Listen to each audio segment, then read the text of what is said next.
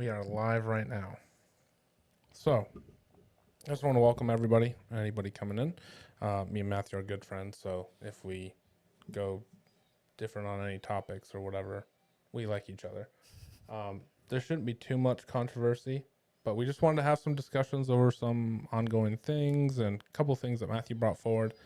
We hope that everyone can be respectful of any opinions that we might have. And we're just trying to really show that two people who may disagree on certain things can still sit down and have a conversation about difficult topics. So, Matthew, if you just introduce yourself, I guess, to anyone who might not know you.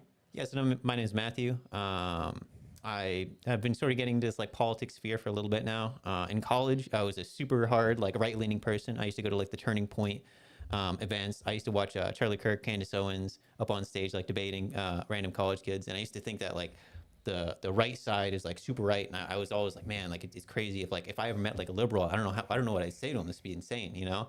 And I always used to think like, man, if I ever became like liberal, I'd be like that'd make me, I'd be insane, you know. And then as I was getting out of college, I slowly started researching more or doing more like actual like breakdowns of like more like, I don't know if you want to call them like artistically endeavoring, but like do like specific like research points where I'm actually going in and breaking down exactly what's going on, where are we getting certain talking points.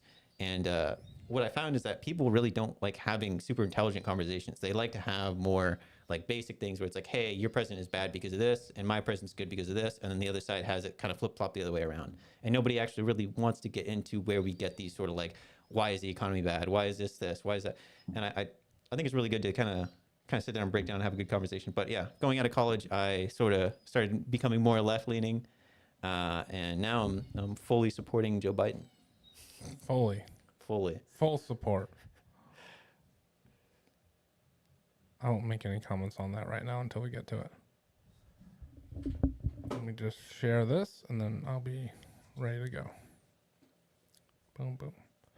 My phone is on silent too. Okay. Matthew wanted to start off tonight. So we have a men's group, like group chat, and we always are like throwing different things back and forth in there. One of the things that got brought up, I think, fairly recently was like abortion and different things like that. And we have some interesting discussions, but with group texts, it's always really hard to like. You have these big, difficult conversations, and when you're in have 8 guys talking back and forth, you can't really like. It's just almost like buzzwords. Like you're just throwing out buzzwords and stuff like that, and it's kind of hard to really grasp somebody's understanding of why their views are the way they are, or if they even understand what you're asking. Yeah. And so Matthew's like, hey, we should just sit down and talk about this. So that's why we're here. We're having a sit down. We're talking about it. Yeah. So if you want to start off, I would say you said like 2 minutes each side just to kind of give your beliefs on it. So take it away. You start off, give 2 minutes. Yeah, so abortion is one of the main sort of contention points between like right and left. This has been going on this is probably the most consistent point that I think conservatives have held for a long time, like the pro-life stance. And liberals have kind of been jumping around a lot. It depends on how far left you go. Like you'll see some really crazy talking points. Whereas if you're kind of like moving back towards the center, you'll see like a pretty conservative, like maybe more like 20 weak points. But I guess for my take, I believe that abortion should, or the ability for a woman to abort a baby stops whenever the capacity for consciousness begins within a human being. So that typically what we see, that's around like 20 to 28 weeks. But this is kind of a difficult topic because difficult sort of like pinpoint, because the idea is that consciousness doesn't develop within like a part of the brain. Like you can't just remove that consciousness like a gaming cartridge. Like you can't just rip it out of like an N64. But the idea is like the consciousness is like all parts of the brain working together to form like a human experience, right? And that typically starts around 20 to 28 weeks, but it's different per every single person, depending on development. If I'm sort of trying to put this towards like a legal like stance, you can't really measure every single person's brain to see whether or not they're conscious. So what I typically say is around 18 to 20 weeks, I think that states should basically mandate that you cannot get an abortion after that point, just to be safe, to make sure we're not killing any people that might be considered humans yet. But yeah. Okay. That's good. That's a good run through. Yeah. I don't like talking points that's how I'm going to start this off, my 2 minutes. I don't like buzzwords, and I don't necessarily like, oh, I'm pro-life. I'm pro-choice.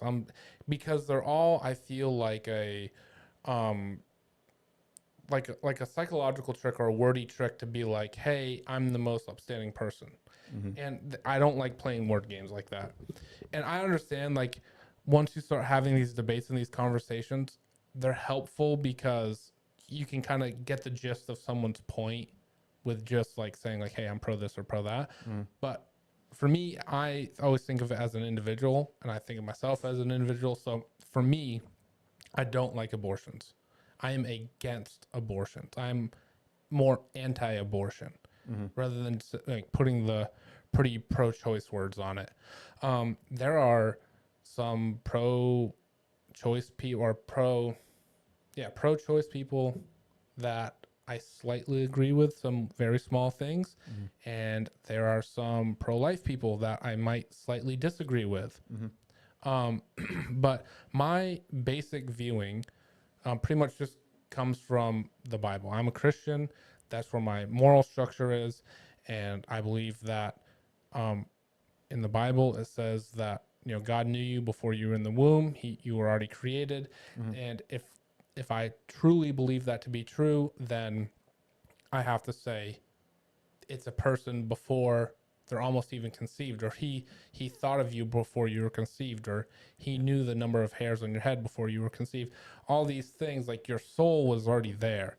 Mm. And now put a soul on a piece of paper, or how do you measure a soul? How do you find where the soul is in the body? I don't know. I don't think Yeah. science knows, and I don't even know if science will even ever have an explanation. Yeah. But that's where I get my view from, is specifically from the Bible.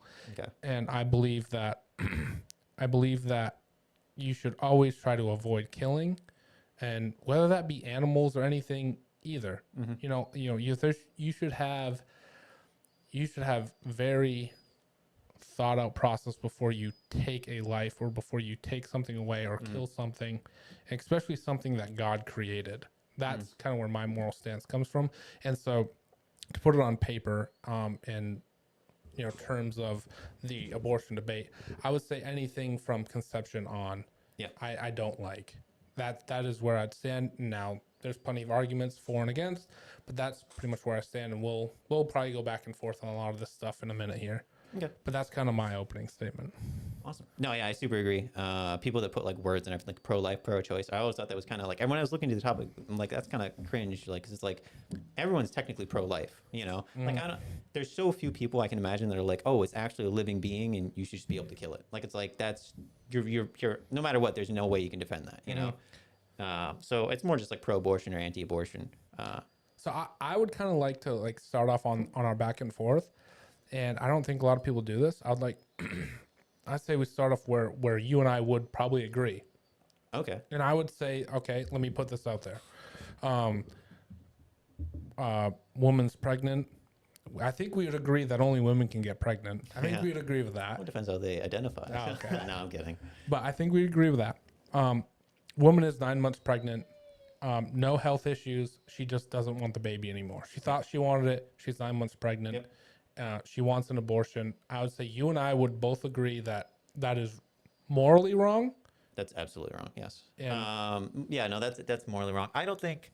So this is a very big deal. Like whenever we look at like the left supporting this, I think it's like 39% of liberals or like Democrats, I should say, support up to 9 months abortions. Right. That's like a ridiculously high number, especially in my book. I think that's terrible.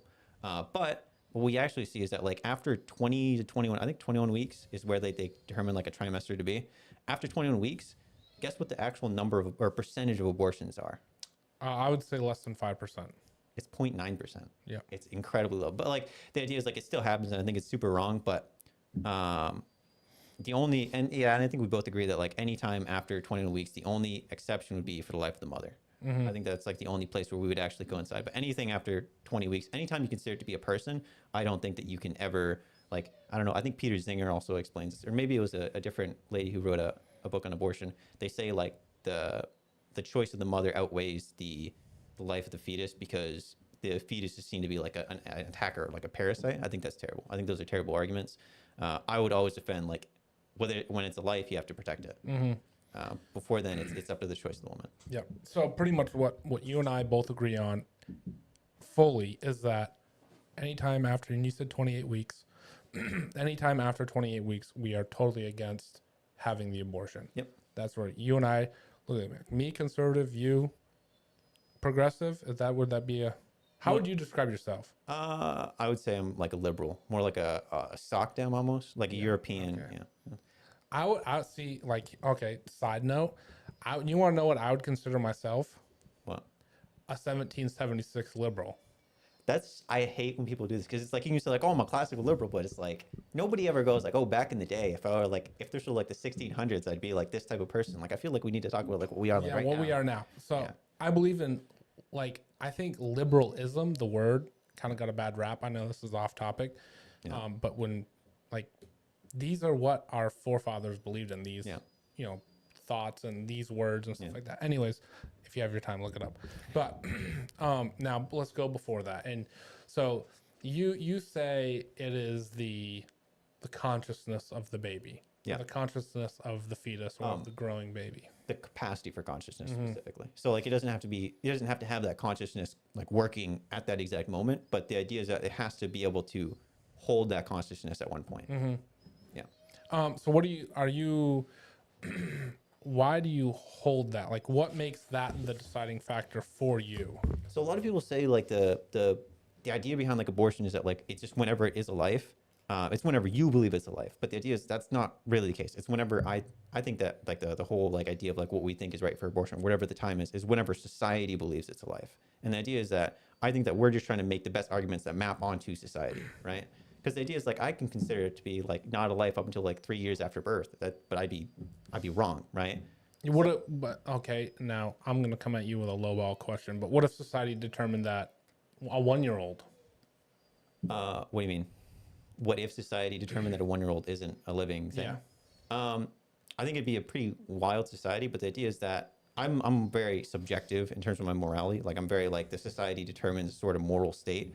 And if the society, if there were like 3 people on an island, they're really crazy and they believe that, then technically that would be the morality of that culture. But I personally would disagree with that.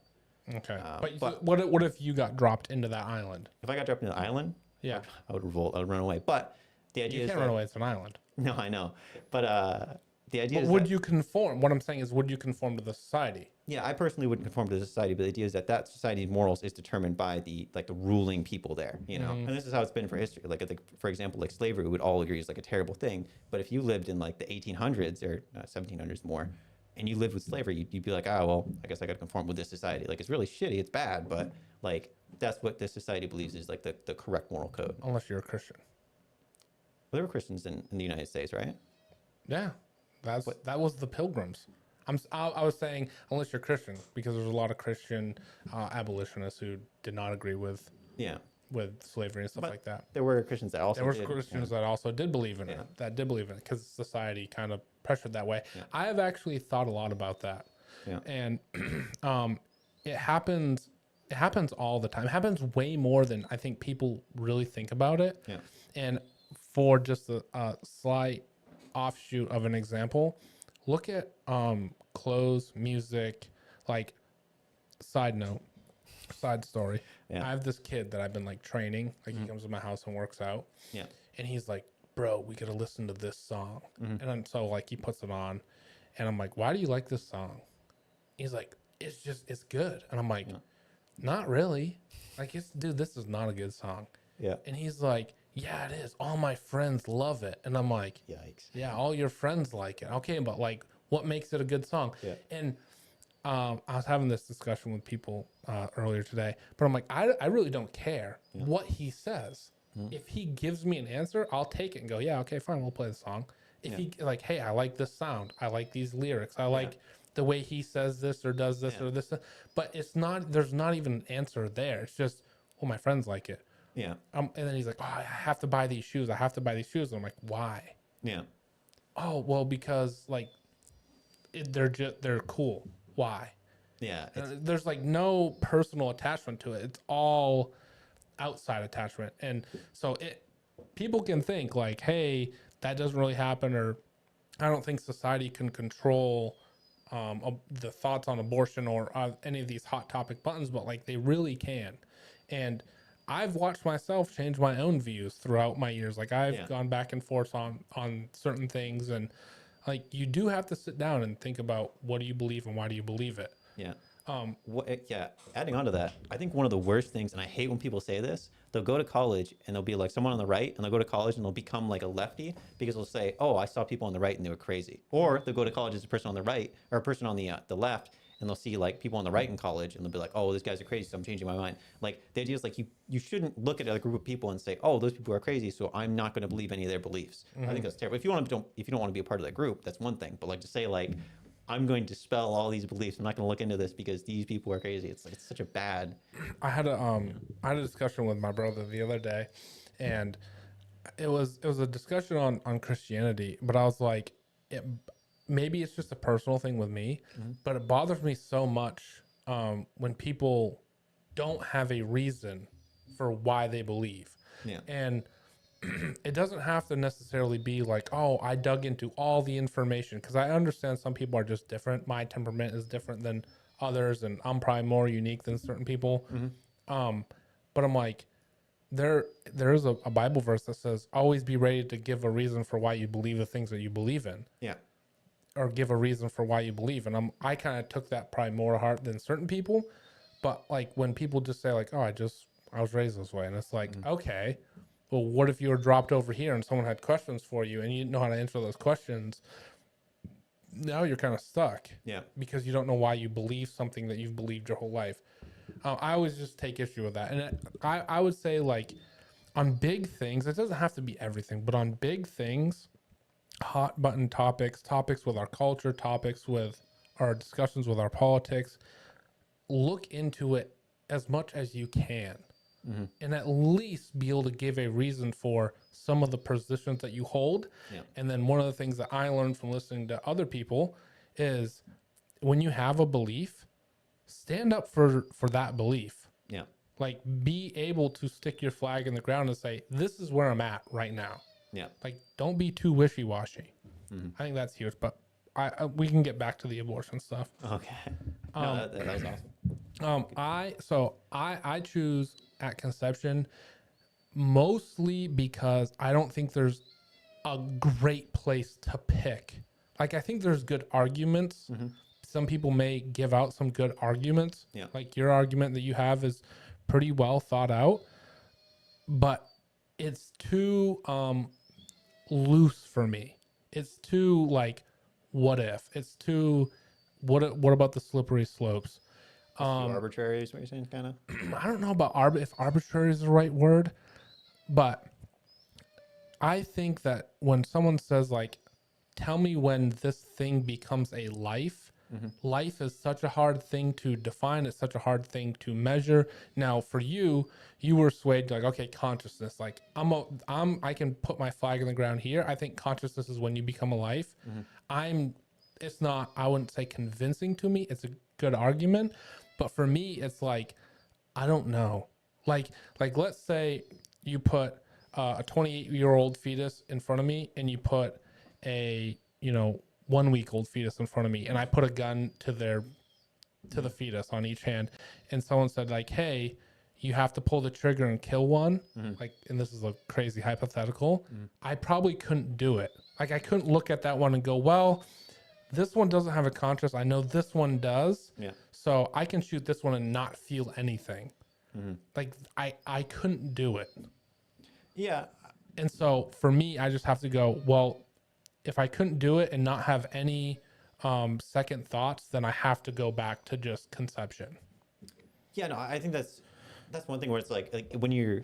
I think when we have like our emotional view on this, I think it's very difficult because like we can look at like a 16-week old fetus and be like, oh, that looks like a person. I have some like emotional attachment to it, but like I kind of also like have an emotional attachment to like my car, or like even during like one of the, I think it was like a Charlie Kirk debate, they showed like a fetus, and they showed like, I think it was like an elephant fetus or something weird, and they were like, do you have like some connection to this? And Charlie Kirk was like, yeah, absolutely, but like that fetus was like, it's not technically human. So the idea is like when we attach like a sort of like human life or some sort of like actual like terminology or some sort of like rights to this, I don't think that we should be doing it based off like more of like an emotional level. Okay, hold on.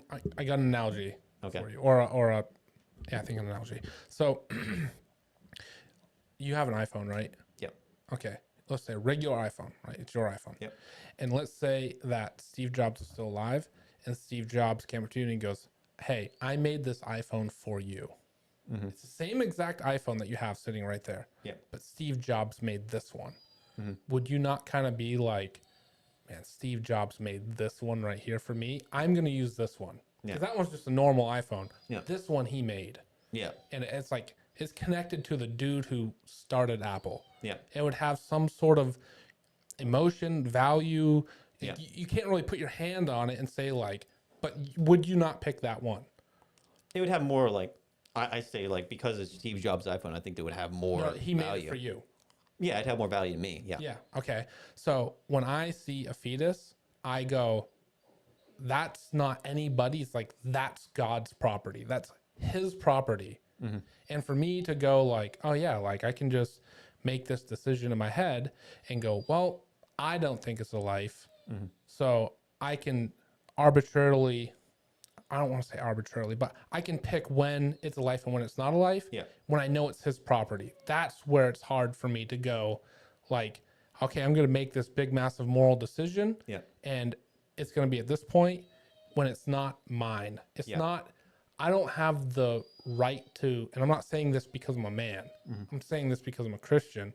I don't have the right to decide that. Yeah. And that's why I have to just go back to conception. Like, Yeah. that is my, because it's like, it's his. It's not mine. Yeah. I guess my issue is that like you can have that idea, but would you then turn around and say like if someone else, let's say they got an abortion at like 10 weeks, would you say that person is like they're killing a person then? Are you talking about the legality of it? I'm just talking like in general. In Like general. let's say there was a girl in college who got pregnant, and I could tell you her name right now. Like, and would you be like, oh, that girl who got a pregnant or got an abortion at 10 weeks, she's like a murderer? Would you say that? Yes. Okay. What about a girl who took like a morning after pill or like a Plan B? It's harder, but probably yes. Okay. And you would, I guess, leading down the line for legality. Okay. Murder, when you say murderer, Yeah. when you look at the technical definition of it, Yeah. yes. Now, do I compare that person and do I weigh the consequences the same as somebody who takes a gun and drives up to somebody and shoots them in the head? Yeah. No. I feel like you'd have to. See, I don't think you could. Why is that? So I think that this is where the pro-life argument has a very hard, difficult spot, is with the legality part of it. Yeah. Because everybody who maybe it's emotion, but everybody who says who is on my side of on the table and they agree that abortion is murder and they agree that it's wrong, I don't know if a majority of them or most of them would say it is the exact same as, hey, I want to kill this other person, I'm going to go home, get a firearm, go and shoot them. Yeah. I think the lines are blurry there. Yeah. And I think that is a very hard argument. That is a great argument against, but I still would stay on my side, even knowing the difficulties of that argument. Okay. And I think that it would take somebody way smarter than me to philosophically like work through that. Like, hey, if you call this a life at conception, are we going to put all the doctors and the women in prison? Yeah. I would say if you're going to go that far, if we were like, let's say that became a law, like, hey, if you from conception, if you got an abortion, that we're going to consider it murder and put you in jail. Yeah. If that became a rule, I would say you have to put the man in jail too. Like the doctor or the man who had No, the the kid? man who had the kid. Oh, who like approved of it? Yep. Okay. I'd say they would if one of them is going to go to jail, then they both have to go. Yeah. Okay. No, I think that's kind of how you have to go that route, and it is like it's a very, very difficult question, but I think you answered it basically perfectly. So, I don't have any other. If you want to start pushing my side, you can. I don't want to be pushing the whole time. Oh no, that's fine. So okay, so this you said that the guy who kind of came up with the conception argument, Peter, is it Stinger or Singer? Singer. Singer. Okay, so I had 30 minutes to Mhm. study for Yeah. abortion. You probably read his wiki, and it's like full of crazy stuff. So I didn't even have time to read. I Okay. just put a couple of things playing while I was giving Piper a bath. Mhm. And I wrote down a couple notes real quick, and then I left my house. So a couple of the arguments that he has given, one of his positions is that you can ethically abort kids with Down syndrome. Yeah, it's like a eugenics Yeah, argument. like a eugenics argument. Yeah, it's, I think that is a little bit out there, but I'd like to get your response on that part of his belief. yeah, so it gets really weird whenever you get into realms where you're like, all right, well, before they're even born, we can technically kill them, right? But because you're not technically killing somebody. And that's sort of where he's getting to. It's like, well, if we can stop these people from existing, they're not going to exist to begin with, so you're not killing anybody. Well, I think that gets into weird territory because now you're like, all right, any sort of like issue with a person, we can just like basically like end that sort of life. But then we get into weird territory where it's like, well, is like, what if we get to a point where like, hey, what if a certain like race has this sort of like issue? Like, what if this is like a certain downturn? Would we then say like, all right, so all this specific race we have to then, you know, cut out of like the gene pool? I think that's really dicey territory.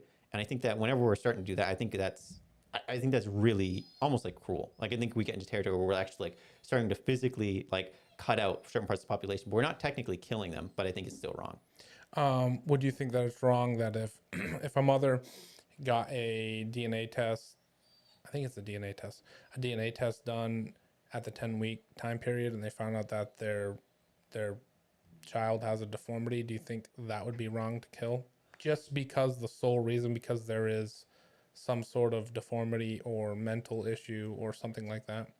It's up to the obviously it's up to the mother, but yeah, I think that she can make that decision. I don't think it's wrong necessarily because you're not necessarily killing anything. But I think the issue is that like Hold on. You can't say killing anything. what do you They mean? are killing something, or they They are are killing ending something, yeah. something. Yeah. So the idea is that I think that before it's a life, the individual can make whatever choices that they want to make, whether it's like some crazy, like, you know, like before 20 weeks, if it's like, I want to kill the baby because it has this specific issue or that issue. I think that's obviously the choice of the mother. But I think when the issue is that Peter Zinger's argument is that it gets into like the societal realm where it's like, as a society, we should be killing these specific people. And that's why it's like that's when it gets like actual eugenics or actual like harming of like this specific group. Yeah. But if the mother doesn't want the baby for whatever reason, whether it's like money or whether it's like, hey, I just don't want to have a kid right now, family planning, whatever issues, she should be able to make that choice. And even if there's some sort of deformity or anything too, she can make that choice. That should be her individual choice. What are they killing? In my eyes, they're killing. We're gonna get into some weird terminology here, but I would call it like a fetus. I would say it's a life, but it's not a human life. I don't think it's a life that we actually connect human values to. Yeah. Okay. So this, yeah. So, do you agree with? I think one of the main rationalities for his decision is that he's kind of a utilitarianist. Yep. Okay. Are you a utilitarianist? I'm a rule utilitarianist. So the idea is that in society, I think we have to kind of live like this. I think that we create rules like do not murder, do not do these things. And basically what we're trying to do is we're trying to shape the outcomes of society. I think rule utilitarianism gets really weird because some people might say like, all right, let's broadly make this thing illegal and it's going to make us a better society. But also there's certain things that you just can't make illegal. Like lying is always technically bad. Like I would say it's generally, there's not too many points where lying is going to be good. But we shouldn't make lying illegal. So the idea is like with Peter Singer's arguments there, just the same, basically he's saying that we can just do this one thing. We can stop, you know, specific people who are like, you know, Down syndrome from being born by aborting them. But I think that in downturn has an outcome that's actually bad for society. Yeah. So just if anybody's watching, just so they know, I do have the definition of utilitarianism down.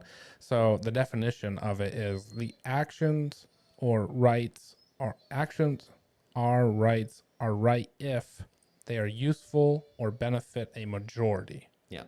One of the things that I heard when I was listening to him and I was listening to another guy kind of give a rebuttal to some of the things he was saying. Yep. Is he brings up the slippery slopes of the Down syndrome type stuff. Like you can start put it. Everyone knows what a slippery slope is, but it does open the door for human beings who can be good, bad, evil. Jocko's been crying this entire time, by the way. I don't know if you heard him, but but I don't I'll go put him outside in a second. Okay. But it opens the door for people like human beings who may not be well or who may not be moral to push the bar. And let's say, you know, you paid off a doctor or whatever, and this is all hypothetical and probably wouldn't happen that much. But let's say let's say you said, okay, like you can have abortions after 28 weeks, but it has to be a baby who has a deformity of some sort, blah, blah, blah, blah, blah. Well, what if like someone's sister came in and they're like, look, I know my kid doesn't have a deformity, but I really can't have this kid right now. The father just walked out, and the brother who's a doctor goes like, okay, we can just write this down, and then it makes it okay. Yeah. It opens the door for other things to start happening. Yeah. I'm gonna go let him out. Okay. Sorry about that, guys. He's been crying for the first 10 minutes. It's brutal. So you guys have any comments?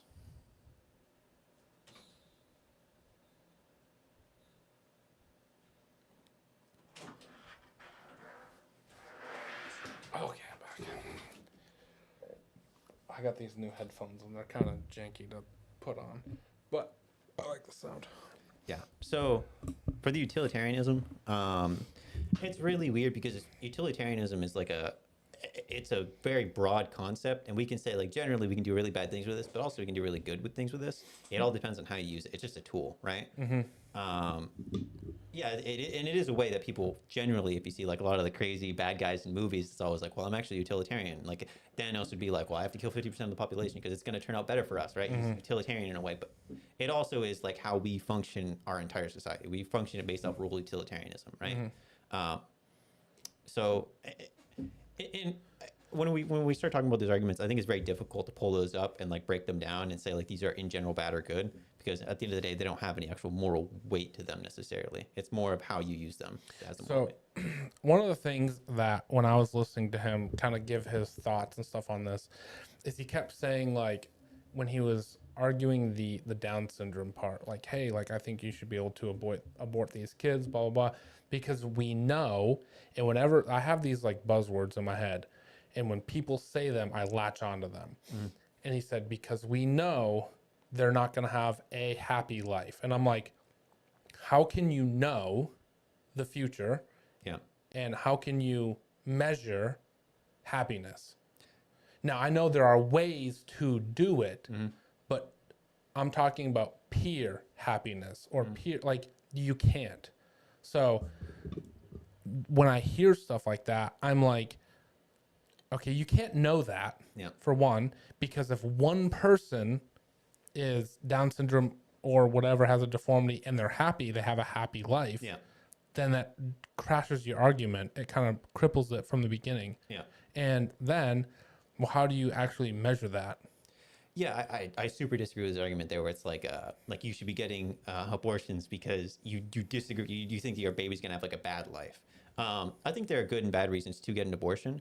I think the issue is that whenever you say like, is an abortion killing something, I think that's what I'm really worried about. But like the reasons to get abortion between them should always, I would say it should be in the realm of the mother to decide that.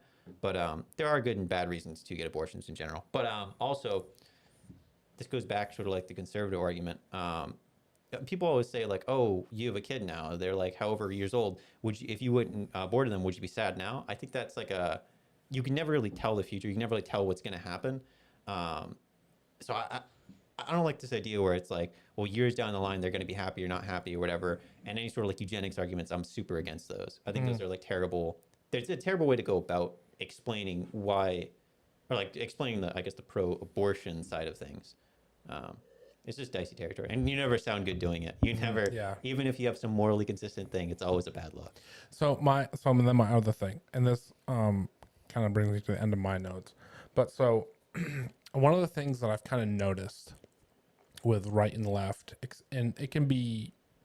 I see it on the abortion topic a lot, but I don't necessarily. I see it on other hot button issues too, and I want to get your thoughts on this. And I don't, because maybe you can enlighten me some more. So what I see is you go up to a pro-life person and you say, what are your beliefs? Obviously they say abortion is wrong. If you were to ask them if they would ever get an abortion, they would say no. And it would almost, I think 99.9% of the time, it would be a no. Yeah. But if you go to a person who's pro-life and you say like, hey, here's your beliefs. Now, would you personally have one? They would say no. Like they could say no, like yes or no. Like, oh yeah, I would or I wouldn't. And some people who are pro-life or pro-abortion, I don't know. These things get mixed up in my head. Yeah. Some people who believe pro-choice, who are pro-choice, they would never get an abortion, but they still agree with it. And I feel like the right is categorized by a lot of people who go, here's what I believe and what I would do in my own life. And that's what I'm pushing out. Yeah. And a lot of the people on the left are, this is what I think is good for society, even though I might not actually do it. Yeah, exactly. That's like the whole 0.9% of abortions happen after 21 weeks, but you have this massive majority of Democrats who are like, oh yeah, any time between that 9 months is perfectly fine. They'll say that, but Would they actually do it? No. Yeah. So, but that's where my divide is like, I don't understand me. Okay, I'm going to throw, this is just a uneducated, just a thought thrown out there. Yeah. Then these people don't actually believe it. So if you wouldn't put your own skin in the game and stand on what your belief is, then how do you agree with it? That's what I don't get. Yeah. And maybe it's just because I am the way that I am, so it's hard for me to understand someone else's kind of like point of view. Like, and I'll take this with anything. So if you came to me and you said, hey, I want to buy a sports car. What kind of sports car do you think I'd buy? I'd be like, I'd buy a Subaru. Because I would literally go and buy a Subaru. Yeah. Like that's what I would want. So I would tell you to go and do it. Yeah. Like, and I'd be like, well, that's what I would do. And I think that's what you should do. And I don't know. It's not necessarily like trying to push my belief on you necessarily, but I just tell you like, hey, this is what I would do. And I give my reasons for it. But I feel like if I was a person on the left, I'd go, I don't know, those Mustangs, they're really cool. You should get one of those. And then you would ask me like, oh, would you buy one? I'd be like, no, I would never buy one. Yeah, it's like there's Like, no conviction there. Yeah. I don't. So that's why I don't like I don't want to sit here and ask you like, oh, Matthew, would you have your fiance or wife or girlfriend, would you have her go get an abortion? I don't want to put you on the spot and ask a personal question like that. But I would say from how I know you, you'd probably have a hard decision to make. You wouldn't be like, yep, I would go do it. It'd be really difficult and you'd go like, I don't know, I'd probably maybe lean more towards no. So then I go like, well, then why don't you just stand on that of what you would actually do? Yeah. Is it because you're looking at society as a whole and being like, you're asking me a societal question, and so you're asking me to decide for people who aren't me. Yeah. So I'm giving an answer that would support a utilitarian kind of viewpoint, which would fit as many people as possible in it. Is that kind of where you're coming from, or do I have that?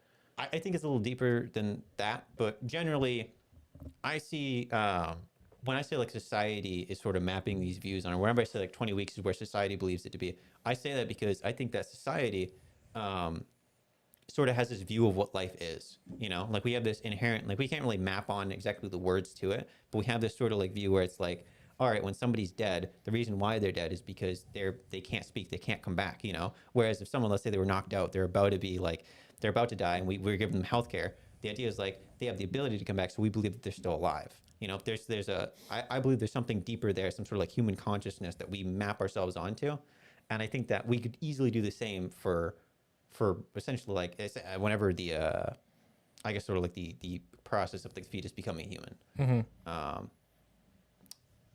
But yeah, I'll let you kind of. Okay. I just want to shoot. Chat has a question. There's a question from chat. So what do you think is a good reason for an abortion? In your opinion, you kind of answered that earlier, but would you answer that again?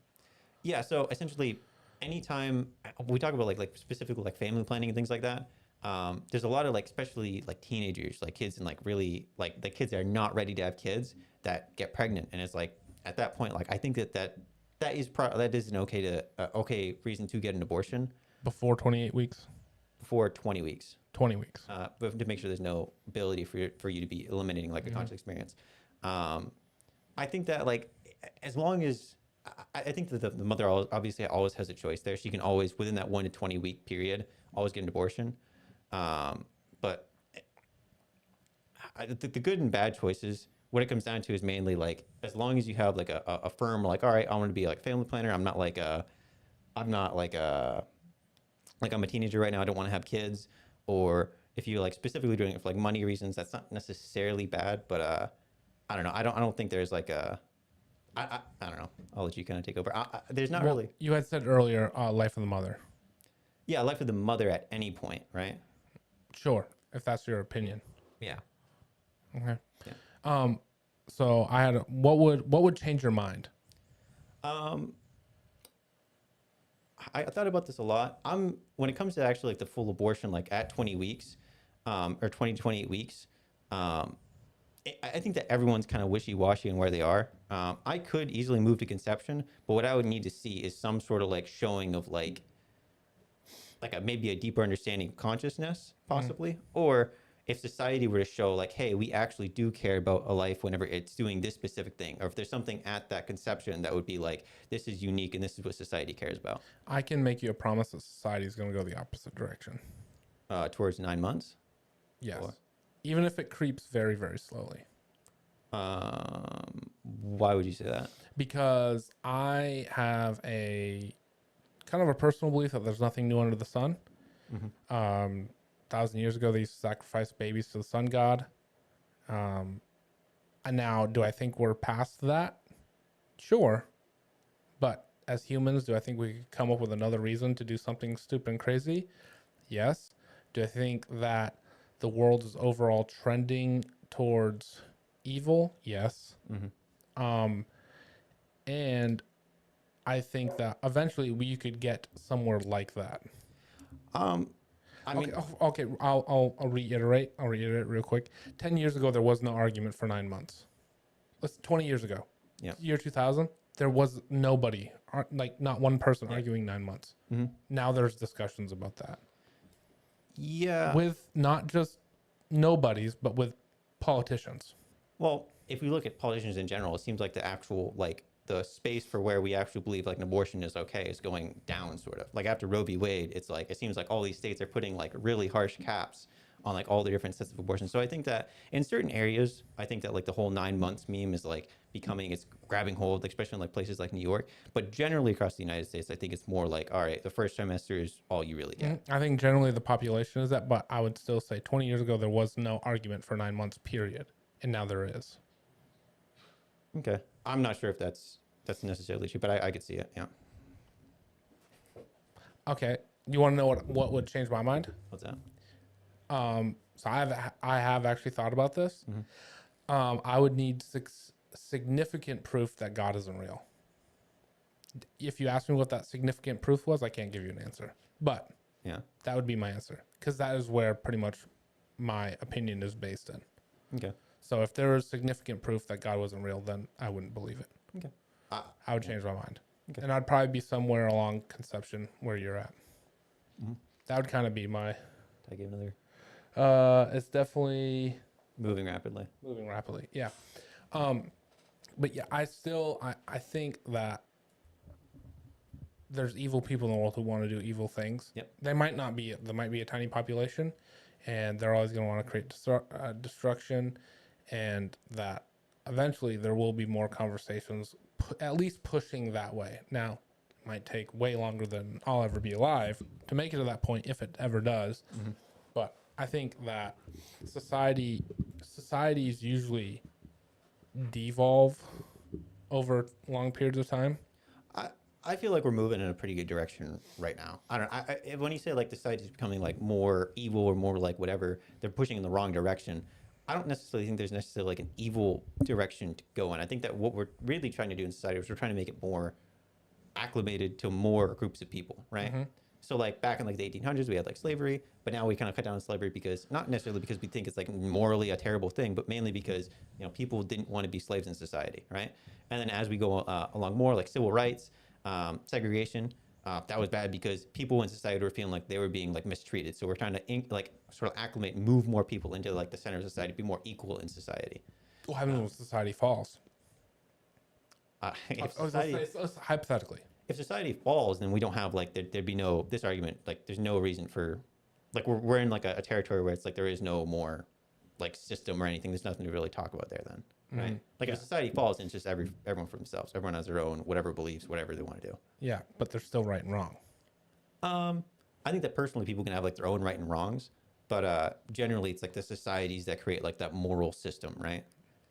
See that's where when you had said earlier that your kind of moral beliefs are more subjective. I think mine, I do have a lot of subjective moral beliefs, but I have some of mine are also rooted in, I think, what's the opposite of subjective? Objective, yeah. And I would say like, if society totally crashed and went away, I still wouldn't abort a baby. Yeah. Like if we had like the fall of the Roman Empire, but the USA version, I would still say like, no, I would never get an abortion. Yeah. And that kind of goes back to our thing where like, these are my beliefs and I would also do them. I would also fall through with them to whereas, and I'm not knocking you for this, but you hold a belief, but you might not necessarily do it. Like but I don't know about that because I mean like at 20 weeks, like up to 20 weeks, that's where I would be, right? For my personal belief. But then up to 20 weeks, I would also put that on a societal level. I'd say, all right, as a society, the first trimester abortions, like that's generally okay. But then after that, we're not so like okay. if you were married and you're like, hey, it's not time, and your wife was underneath the 20 weeks, you would have literally no feeling at all. If she said like, hey, I think it's we're difficult gonna because like, when you're in that scenario, it's like you have no feeling at all versus like, are you actually killing a human being, right? no, you're under 20 weeks. Yeah, I know. If I'm under 20 weeks, if you're saying like you're going to kill this thing, like there's still something being in my head. I'm going to think this is like a potential human being, right? And I'm like just like how women, whenever they get abortions at like 10 weeks, they're really sad, right? I don't think that's necessarily making it so it's like that's like a living thing that you're killing or a human being that you're killing, but there's something there, right? There's some potential, right? So you can still be sad about it, but doesn't mean that it is a human being. Okay, so what makes a human? So let me just get this. So you think that a human being, what makes you a human being is your consciousness. It's your capacity for consciousness. Your capacity for consciousness. Yeah. What gives you your capacity for consciousness? Typically, it's somewhere in the brain. So it's like generally, it's multiple parts of your brain sort of just working together, right? Or certain parts of your brain working together. If that makes sense. What about DNA? DNA is just sort of like a general blueprint for how our body is sort of like created. Like yeah. There's a consciousness in the DNA. I wouldn't think so. There's a consciousness on how to. Is there code on how to build the DNA or build consciousness in the DNA? And how to build a brain, which kind of creates that consciousness. Yes. Where does the consciousness sit? Whenever we get into like where the consciousness is or consciousness in general, it's a very hard thing to nail down and say like this is what a consciousness. It's like a soul, like you were talking about soul. Like I can't nail that. I can tell you exactly. Are they the same everything. thing? I depends on your terminology. I imagine we're thinking about the same thing. Could they be equal? Could a soul and consciousness be the same thing? It's just like I don't know. Like so when you're saying like a soul, I don't know what you mean by soul. Like there's an emotional attachment to like a soul versus like an emotional attachment to like a consciousness. Like they're two different. I don't know. They might be. If it would mean the same thing, I don't know. So, technically, if you die, your consciousness goes away because your brain goes away, right? Yep. Okay. See, I don't believe that. Yeah, no, I'm still a Christian. I believe that you go to heaven, but I think like on What earth, goes to heaven? I would say I don't like talking about like Christianity really. I don't like getting too deep into that. But I think there is something like there's a part of you that goes to heaven, right? Would it be your consciousness? No. It wouldn't be. Well, your consciousness is like that's formulated by the brain. That's just like my experience right now on Earth is like what I'm doing here, right?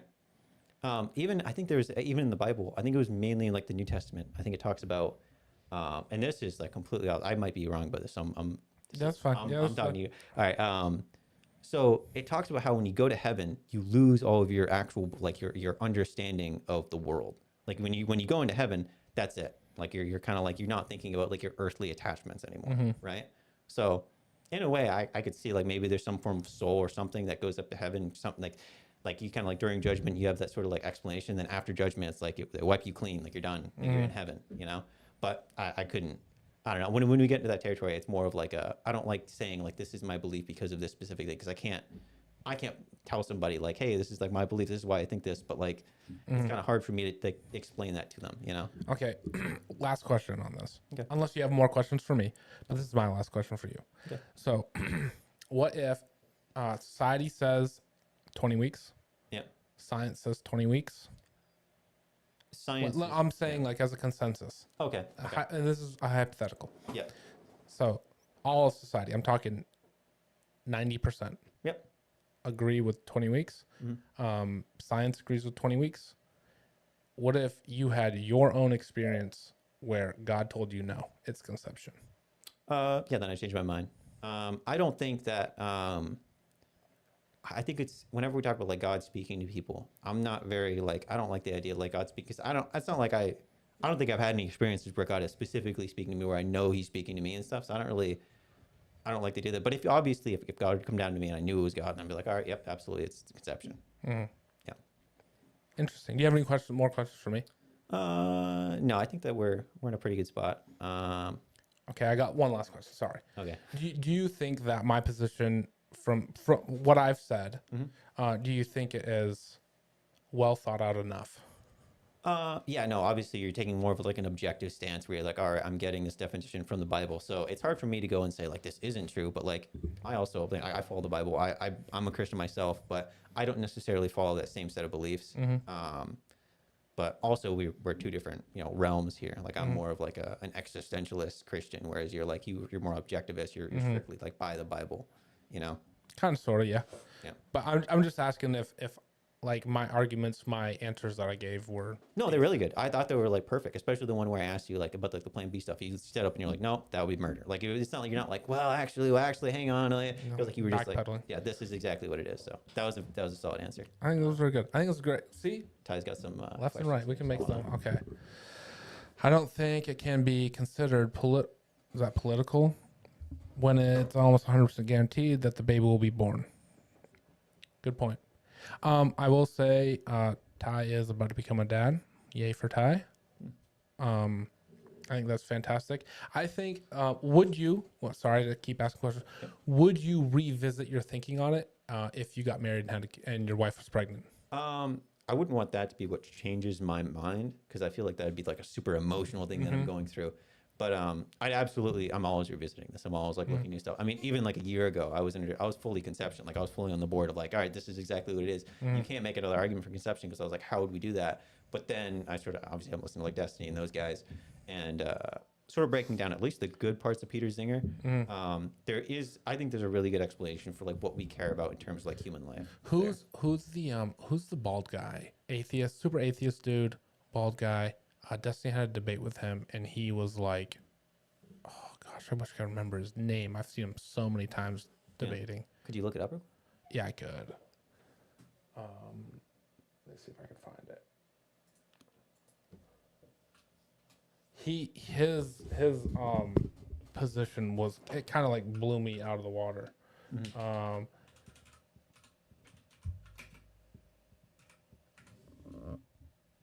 Potential. Hold on. Oh, you misread his comment.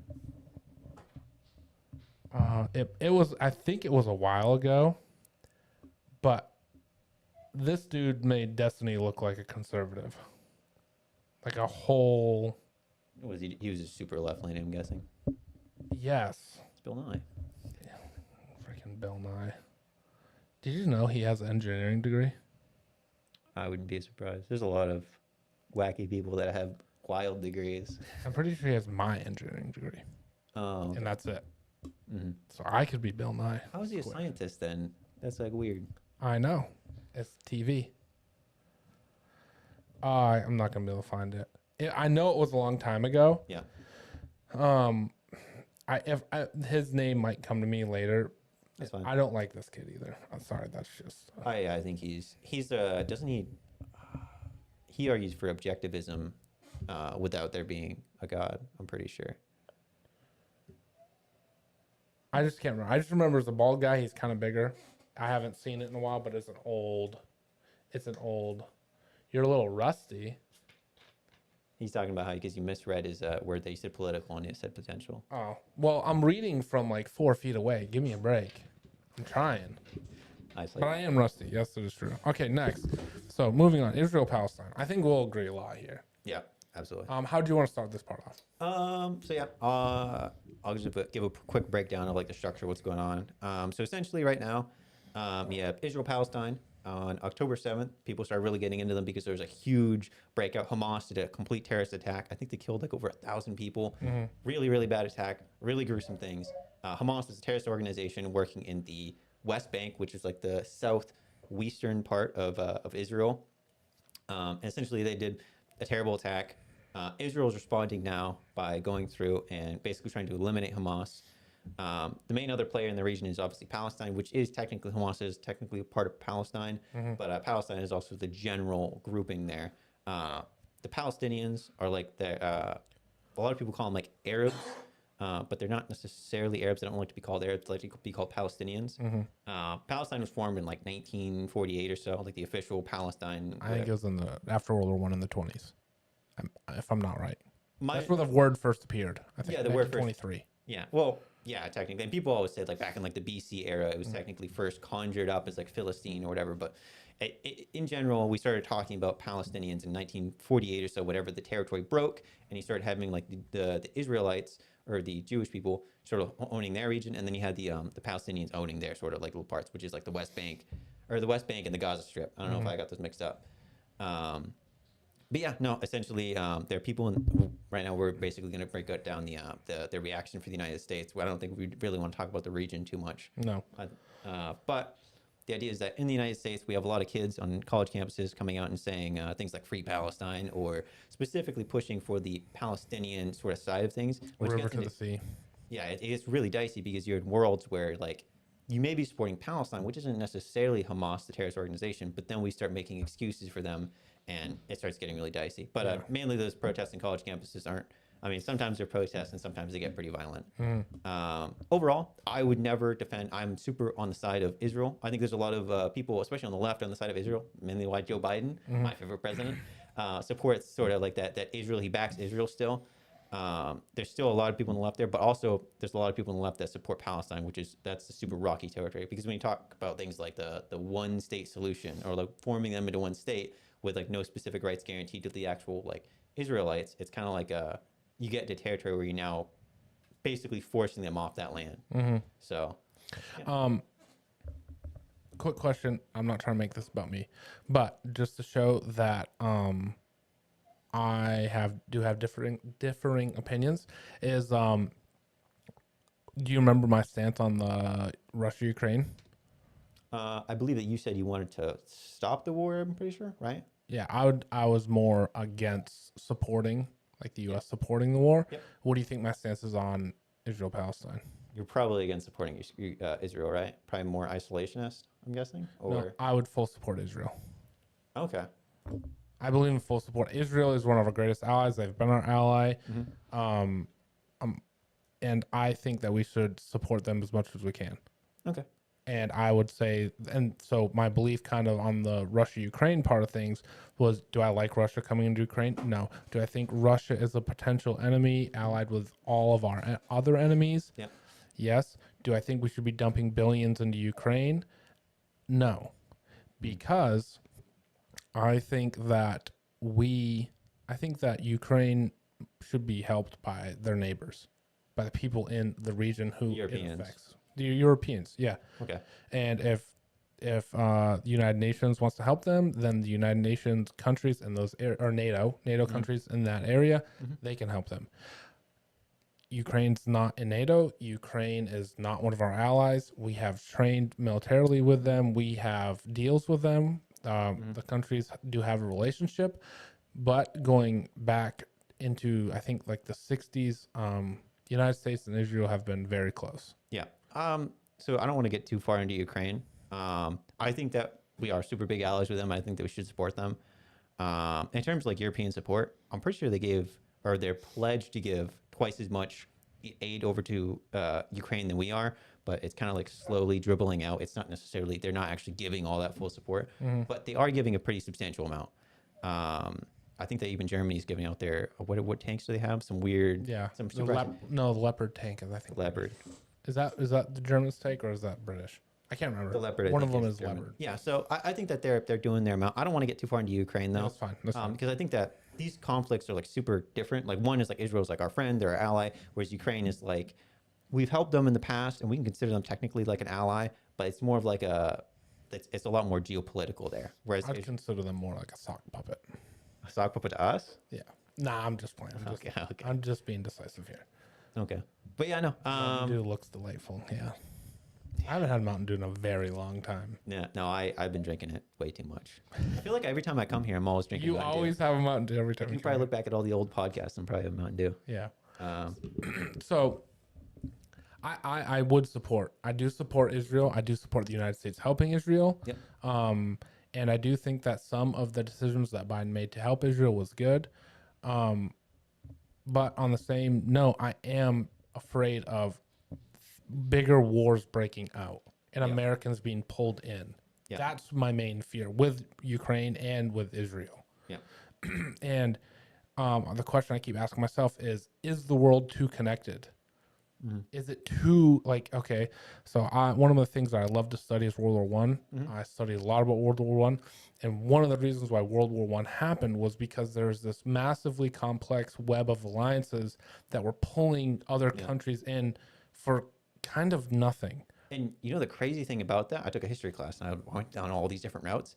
Those countries knew those alliances. They didn't go into that war like, oh man, it'd be really shitty if this person attacked this person, because then they'd be attacking, and like they weren't like unknowing. They knew all these alliances existed, and before that war really broke out, but obviously they didn't know when, because like obviously Archduke Ferdinand or whatever was killed, and then it happened to spur up then.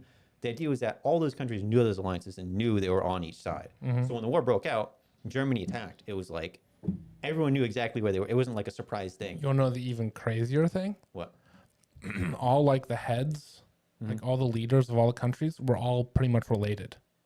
Oh, they're all like somehow like through family. Well, Yeah. didn't they also, because there was like almost like a monarchy style, they would Yeah. like marry each other's. Yeah, and they were all writing to each other like during, like right before the war kicked off and right before it happened. That's Like crazy. the leader, I think the leader of Germany was like cousins with the Queen of England, and they're at war with each other and they're writing each other. Yeah. And I think even the leadership in Russia, they were related to all that Yeah. same family. Like, That's so crazy. so they're like related cousins and family and stuff like that, and they're literally at war with each other. Yeah, sending millions of people to die. Yeah. It's like, And all because of these alliances. And so then obviously history isn't one for one on the future, but I think it rhymes. And I'm worried about like these things happening right now. Like, do I support Israel? Yes, I do. Am I watching other countries? Am I watching Iran do these things and then stuff's happening and the tensions are blowing up and the alliances are being made and China's calling like, hey, we're with you, Iran. And then Russia's calling Iran and saying like, hey, yeah, we're with you. Do I think if something happened, do I think we would come out on top? Yes, because America's the bomb. Yeah. But people will then have to die. And I love America and Americans are going to have to die. And I don't want that to happen. yeah. And so that's kind of where I'm at. Like, do I support it? Yes. Do I want it to go any further? No. Like, that's what makes me have fear about it. Yeah. Read a couple comments maybe. Oh, yeah, sure. Happy to see you guys live again. It's been too long. Thank you, Darren. Sounds like me and my cousins. Yeah. It is. It's literally, it's crazy. Yeah. But I see that happening now. Look at NATO, and then you get these things. And again, I'm not trying to talk about Ukraine, Russia, but you get these things like, hey, look at Poland, like they're a new NATO member, or look at Finland or Sweden or one of Finland, they're a brand new NATO member, Yeah. and now Ukraine's trying to get approved, and like, oh, should we fast track the approval for Ukraine so then they're on our team, and then once you get into that group, you're webbed with all these other countries Yeah. who at a drop of a hat will send troops, but right now we're kind of just sending stuff, and Yeah. it's all like keeps like stirring the pot.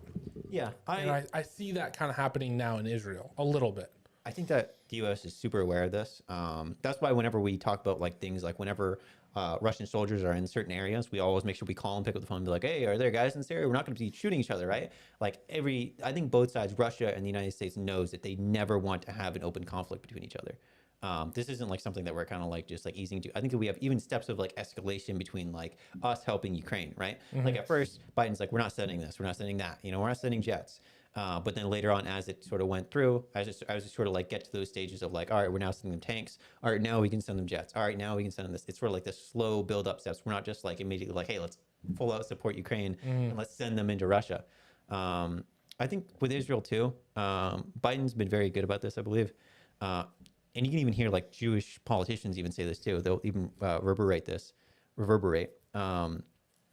Biden's been telling them like, hey, whenever you're going in, like trying to like stop Hamas, make sure that you're not like forcibly doing anything that's going to make you look bad on the world stage, right? Or make sure that you're not specifically like killing Palestinians without very specific reasons, right?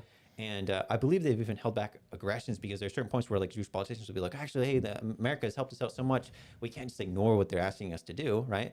And I think that's generally a pretty good sentiment. I think that everyone generally agrees that like Israel should be going in there, stopping Hamas.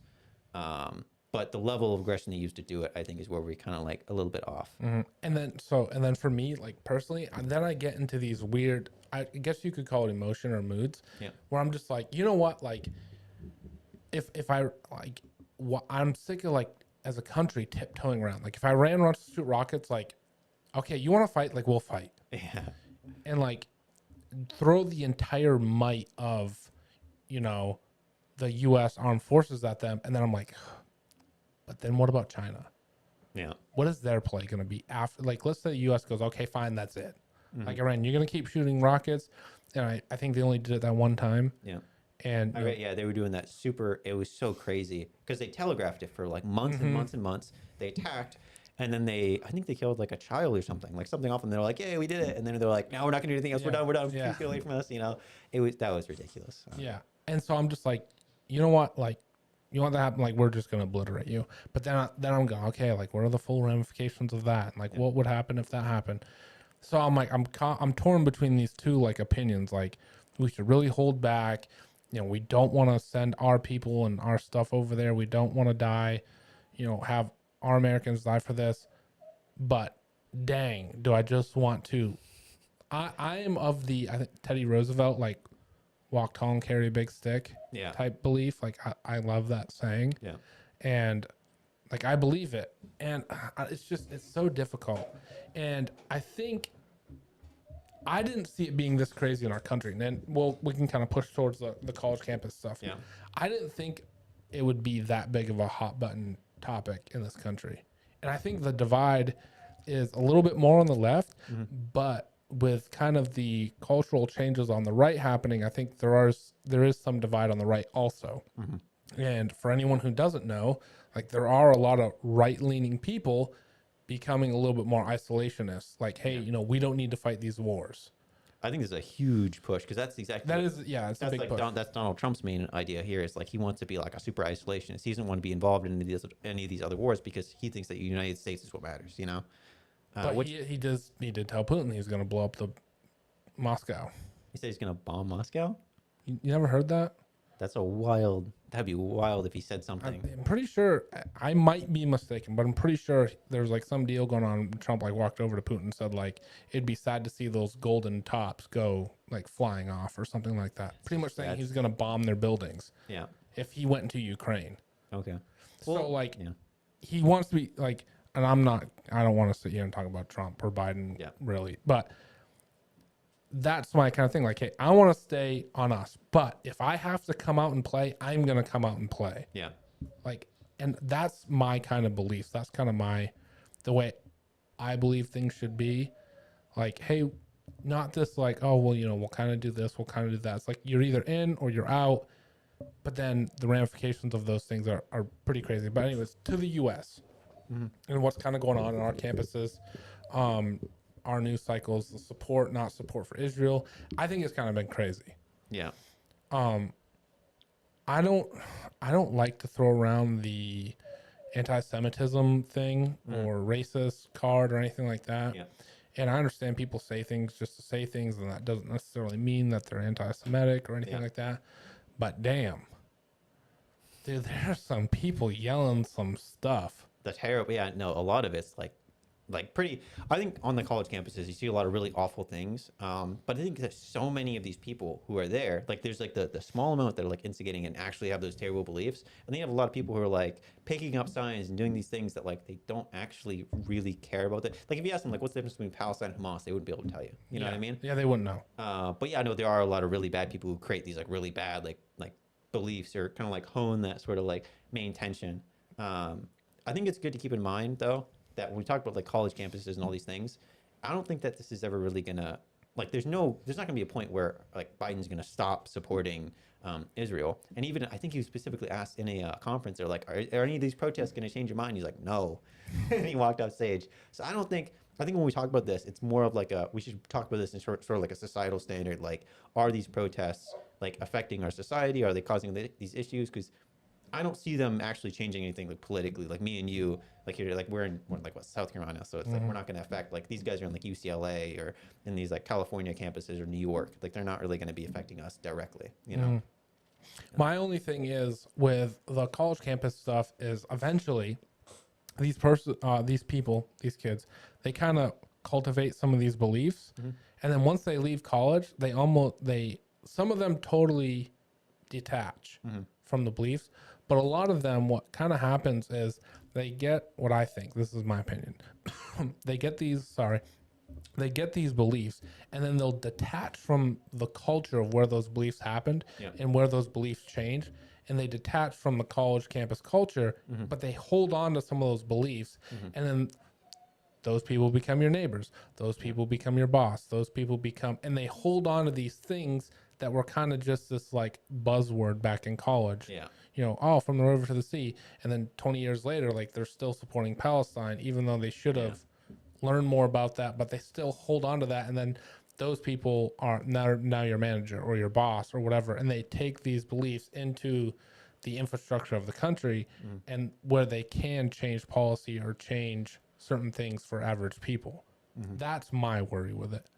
Yeah, no, I see that. I think that if people were to have extreme beliefs, I think the best place to have them is in college. You know, like you're around a bunch of other really young kids. You're around people who aren't really that smart or any. Like you're in the sort of like isolated little space, right? And a lot of people may be coming out of college with those crazy beliefs, but in general, I think there's a lot of crazy people in society, and there always will be.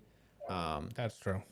I think the problem is that like if you were to show me, and this is where I might change my mind, if you were to show me that like coming out of college campuses, these kids were being super duper radicalized, and they're actually causing like a certain harm to society, I'd agree with you, but I don't think that's just something obviously you can't just measure that. You don't think it's a high enough percentage? Yeah, I don't think that like I don't see a full harm coming out. Like I like the idea of people being radicalized in college because a lot of the time they have those radical beliefs in college and they simmer down afterwards. We rather have that than somebody who's like 30, 40 years old becoming that radicalized person. You know what I mean? Like I'd rather them be young and stupid and all this stuff, and then somehow be able to change your beliefs. Because if you're really old and you're having those radical beliefs, it's hard to sort of change out of that. Unless they start telling other people that they can't speak because of their opinions. Yeah.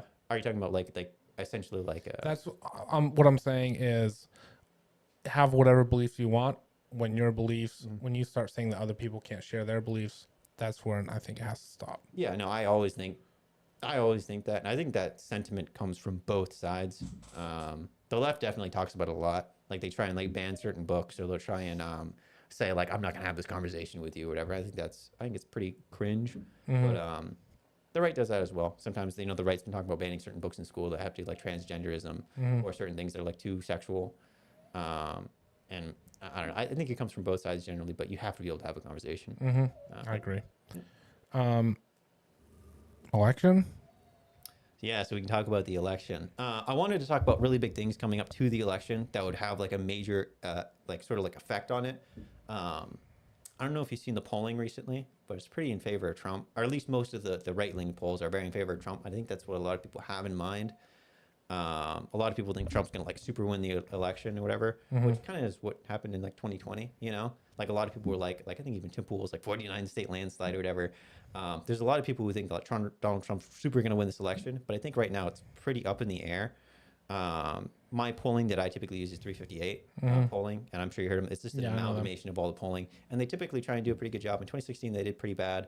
In 2020, I think they did a pretty good job. They had Biden winning by just a slight amount, and I think Biden won by a little more than their projection. For 2024, they have Donald Trump winning by a slight amount right now. But obviously, we're super early into like the election cycle. We don't really. There's a lot of things that can happen between now and the election, and there's a lot of things happening now that we might just wipe from our mind before the election that we're thinking are like super big deals, but nobody's really even thinking about it during. Yeah, everyone's waiting for the October surprise. Yeah, something happens. Yeah. In terms of what actually affects the election, that I think will be like a determining factor is like inflation. Inflation right now, I think is what is it 3.5%, and they wanted to get it down to like 2%. So I have a qualm to pick with inflation. So I think me and you have had these discussions before in the past, and I don't have the time right now to bring up studies or evidence, but I think a lot of every single economically minded person out there, journalists, YouTube, anything like that, all of them say inflation is a little bit more than what they say it is. Yeah. They all say that. Like almost everybody, except for people who are economists. Yeah. And I agree with that. I think that is true. Now I understand why they can't tell you what the basket of goods is, but I still think that's stupid. Yeah. No, yeah, it's difficult because like inflation is just the measure of like the change in the value of the dollar, right? But we could have like a supply chain, like a supply issue, you know, or a supply somewhere down the line, like some sort of issue where we're not getting a certain good because maybe they shut down a factory or they're not being able to do this. Especially during COVID, they shut down like a ton of stuff and everything rose in prices, right? And we attribute a lot of that to inflation, but in reality, it's like it's also supply strain issues. Supply strain, I guess. I'm not sure. But yeah, no, basically like there's so many different moving parts here that like we can't really pin what the issue is to one thing like inflation. Like if we were to say like, oh yeah, inflation is the only thing we're looking at, then yeah, the inflation would look pretty down, but there's other things going on in society. Overall, I think the inflation needs to come down though, in order for Biden to get a good amount of like voting, good amount of turnout. Because if he doesn't, then I think that's like that's right now everyone's big issue is just the economy. We're trying to do that. Federal interest rates, I think, are like 5.5%, which is like the highest they've been in like 10 or 12 years. Way back when, right before Ronald Reagan became president, we had some crazy like 13% inflation numbers. Like through the 70s, it was like super high. Like, and the idea was that there was some guy who ran the Federal Reserve. He came in, his name was David Polk. He came in and he was like, I don't like this inflation. So he set it to 20% in interest rates, which right now is 5.5%. Everyone's feeling it. 20% is like you're killing the entire economy. You know what I mean? And that was, I don't know, that was really cool. He just came in, he's like, we're crushing it. We're going to make the dollar actually like not super inflated. We're making it valuable again. And he did. It brought it down a lot. And for like 10, 20 years, we had a really good like holding dollar all the way up until the recession. And then we had more inflation. But yeah, no. Other than that, other than the inflation and everything like that, I think the major events are obviously the Donald Trump trials. I don't think Stormy Daniels one ain't looking too hot right now. looking too hot for him or for Prosecution. the prosecution. I thought it was looking really good. No, they just well, of course it's looking really good because now Trump's lawyers are starting to what's it called when they do the witnesses? I did, like sort of like questioning. Yeah, question the people. Anyways, there was just a Cohen's lawyer just came on, made a statement, pretty much totally 100% going against what Cohen's claiming, pretty much saying that he's lying. Right now, when was that released? Like a day or two ago. Okay. I guess that I'd have to look into that. I'm only up to date as of like a day, like 2 days or so. Like his lawyer came out and said like when he came to him, he like asked him like all these questions like, "Are you sure you did this? Are you sure?" Like, and he's like, "Yes, yes, yes, yes, yes." It has nothing to do with Trump. It has.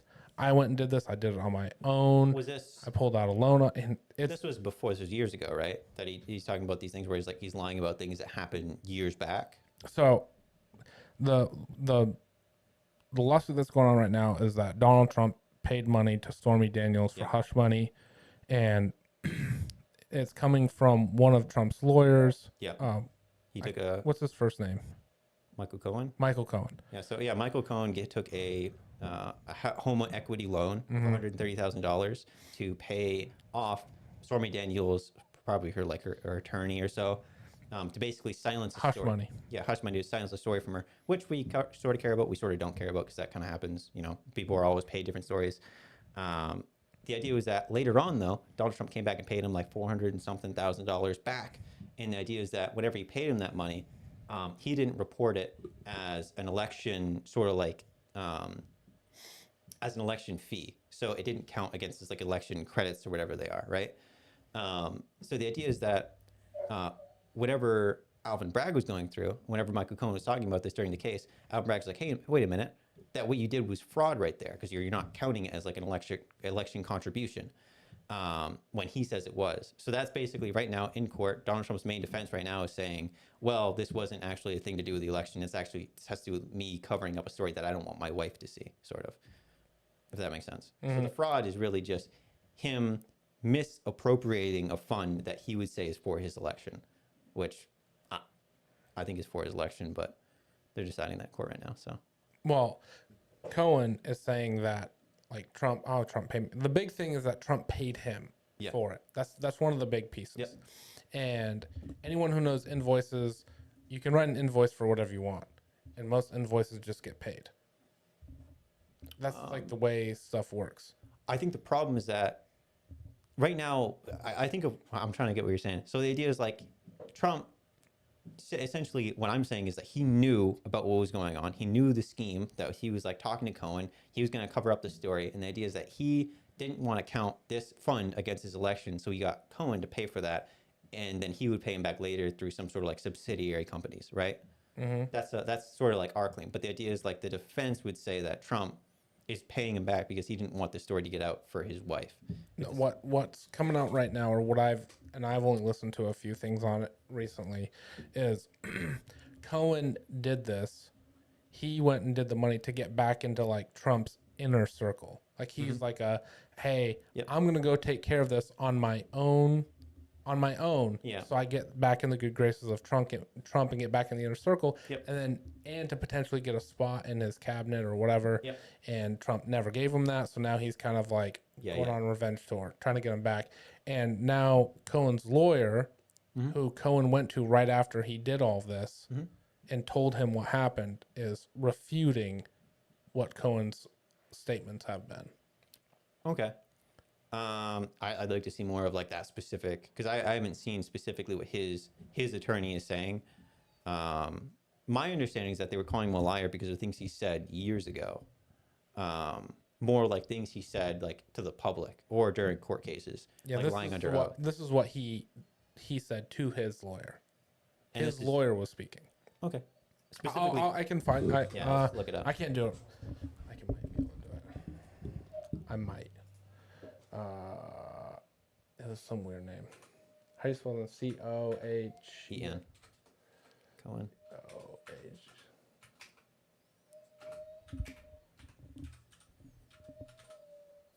Lawyer testimony. If it comes up, I should be able to play.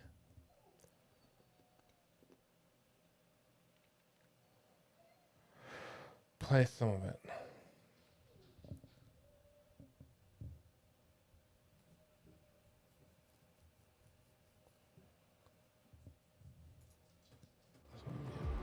Oh, was this 1 day ago? Okay. Let's see. True, right? That is true. Okay. And impeachment, for those watching, that's when you destroy the credibility of the congressional testifying hearing. witness, right? You do. You also destroy the credibility of the office, which Absolutely. is why I wanted to sit down with Alvin Bragg. But there's another problem with doing that, isn't there? Court. In that case, they're lawyers, right? There's something more it. Was asked that cheap shot. I had nothing to do with the scheduling of this hearing. And second of all, nobody knew when Michael Cohen was going to testify.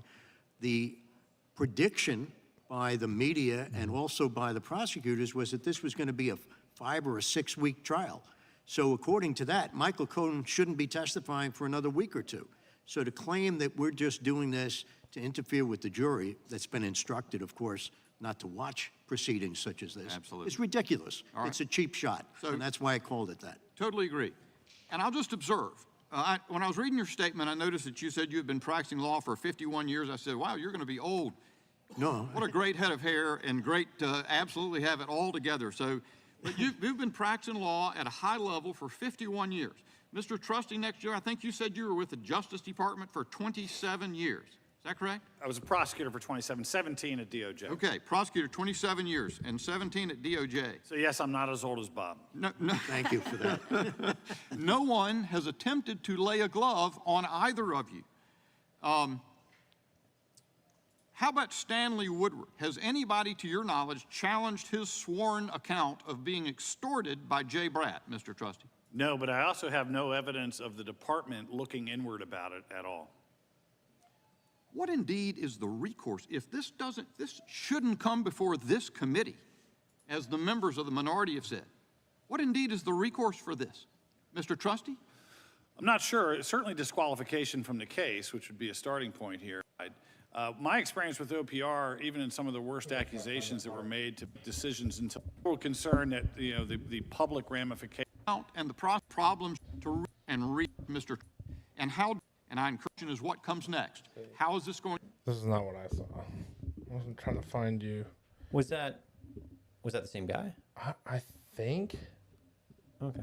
the dude looked a little more. Okay. Well, what was he specifically? What was he lying about? So what I heard was, so Cohen's lawyer, after Cohen got the money from the home loan, went and paid off Stormy Daniels' lawyer or attorney. Yeah. He went and met with his lawyer, and his lawyer was asking him, "Did Trump have you do this?" Oh. And he was saying, "No, Okay. no, he did. I did this on my own." But that would make sense, right? If he's trying to defend Donald Trump, he would say, "I didn't do this. I didn't. I wasn't doing it to help Donald Trump, right?" Because And he's then he lying in said- favor of Donald Trump, so he So, doesn't get in trouble. so now it's just a lie on a lie on a lie on a lie. So what's the truth? I think the truth is Donald Trump and him definitely had some sort of plan to do this together. But the idea is that whenever afterwards, obviously, Cohen's not going to go and say, "Hey, I did this for Donald Trump. I did super illegal, like fraud for him." He's going to say, "I went out. I did this on my own. I didn't actually do it to help Donald Trump." When in reality, he did do it to help Donald Trump. And I think there even is if you want to pull it up, there's a video where Donald Trump and him were actually talking about like specifically how they're going to pay him back, or how they're going to go about the certain like sort of set of fraud they're going to do, right? I think Donald Trump specifically even says like, "I can pay you back in cash if you want." He's like, no, don't do that. I don't know. Saying that he's a liar there, you can say that, but he's lying in favor of Donald Trump if he is. Okay, is the jury without a shadow of a doubt going to approve it? No, I don't think this is at all guaranteed. I don't think anything here is guaranteed. So the jury can basically, in any case, really go any other way. I think that generally I would say that they're siding more towards him being guilty here. But even if he is guilty, it's like they're not going to put him in jail. They're not going to do that. Like they're really just going to hit him with either some sort of fines or some sort of like holdbacks maybe for for this election. I'm not sure what they're going to look like, but I doubt it's like house arrest. So, okay, let me ask you this. Let's say there's a normal citizen, not Donald Trump, just a normal citizen. It can be you, it can be whoever. If the government, whether it be local, state, or federal, starts really digging into that person, trying to dig up anything that they could legally charge them for, is that fair or no? It depends. It probably sounds like it would be unfair, but I think the issue is that that's not really what's happening to Donald Trump right now. I'm just asking you as a hypothetical. I don't know. If they want to dig into one specific person, technically it's not wrong. But we'd see it as kind of weird, if that makes sense. Like if you don't have a reason to actually be looking into something, but obviously it's if they're like the investigating agency, they can kind of do however they please. If they feel like there's some sort of story there, if they feel like there's some sort of issues going on, if they feel like it can lead to a bigger like claim or bigger like bust, arrest, then they should be able to look into it. Why don't they just let the culture decide? The who? The culture. Because they're adherent to like the Constitution. They're not adherent to like the people, right? They want to keep the law. They don't want to keep, whatever people want to do. It's not my rule. What if they just want to keep them out of the presidency? Keep in mind the Do presidency. you think every single person who is the departments, the lawyers, the attorney, all of them, do you think that all of them, 100%, are, no, we're just doing this to investigate, to figure out what the truth is? Do you think there's zero motivation that is, we just don't want him to be president? No, I think there's absolutely motivation on each of these specific people, but I think that as a system, we have to trust our system to work, right? Like we talked about, like if I talked to like a conservative like 20 years ago, if someone were found guilty in court, they would never say like, oh, what specifically, like, they wouldn't be really questioning. They'd say like, we need to trust our system here. Like even if the jury seems like they did like a bad case here, it's like, that's the system we have. Unless you want to tear down the entire system, we kind of have to go with that, right? Okay. Do you think that a president has to be impeached to be convicted of a crime? No. You don't think so?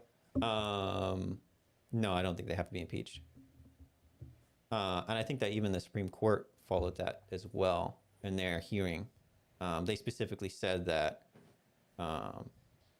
impeachment isn't like if you get impeached, this has nothing to do with your actual like court case, whether or not you can actually be brought to jail, because the idea is that that's through the legislative system, sort of, and it's not necessarily the judicial system is the one that enforces our laws and puts people in jail, right? Whereas that's more of like a congressional, like we're going to take you out of office for the executive branch done by the legislative branch. It's not necessarily like it has nothing to do with your trial necessarily. How come they don't give the Trump's drivers like parking tickets and stuff? Breaks the law. They break the law all the time. Well, I think there's specifically rationales or certain privileges we give to the president, right? There. Or specifically whatever they're doing, whatever sort of event, the city will grant them privileges to move however they want, right? Breaking the law. They're breaking the law. Yeah. Okay. Yeah, I don't know. I mean, the city decides their laws. If they want to give special privileges, people close off these certain roads, allow the president to move however he wants to move, then I think that's No, fair. he should have to operate just like a citizen. I don't think so. Because I think that even the Supreme Court said that there are certain things you do in office as president that if we could, like, charge this person as a regular person, we could be, like, everyone could be suing the president, because he could do one law where he's, like, he's taxing people more. Well, that could hurt my specific business. Why wouldn't I be able to sue him? Yeah, you should be. That'd lead to, like, a breakdown I'm of the just being system. an idiot. Yeah. I think that Trump should have called Ukraine too. I don't think he should have been impeached for that. He shouldn't have been? No. There shouldn't have been a trial for impeachment, or he shouldn't have been... No, he should have dug as much as he could. Joe Biden was a U.S. citizen. Yeah, so it depends on how you look at it. On the right, you'll say, like, technically he looked into it, but he was doing it because he's looking into Joe Biden's case because he believed that there was some form of illegal actions being done there, and he was looking out for the betterment of the United States. If you're on the left, you're just going to come in and say, well, I don't like I think that he's looking into Joe Biden because he's like a political opponent and he's trying to put him in jail. Now the hand's on the other foot. The hands on the other one. I mean, the shoe's on the other foot. Yeah.